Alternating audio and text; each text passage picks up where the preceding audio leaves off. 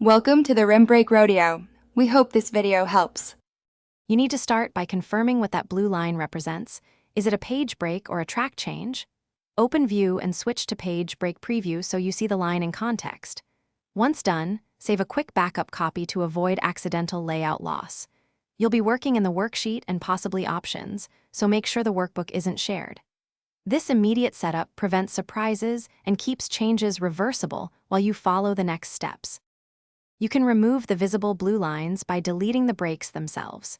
Use Page Layout, choose Breaks, and pick Remove Page Break for manual ones, or reset all page breaks to restore Excel's defaults. If the line is an automatic page break, switch to Normal View to hide those dashed blue lines. This does not change printing.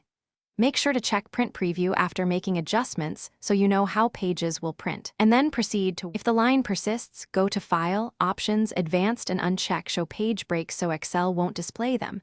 This hides blue lines without altering layout. Also inspect cell borders, conditional formatting rules, and comments, because formatting can mimic a blue line. Once you've changed settings, restart Excel to clear visual glitches and reopen the backup if needed. If things still go wrong, use the backup to compare versions. That single troubleshooting step usually reveals whether the line was display only or an actual layout element. Thanks for watching. Consider subscribing if we helped you.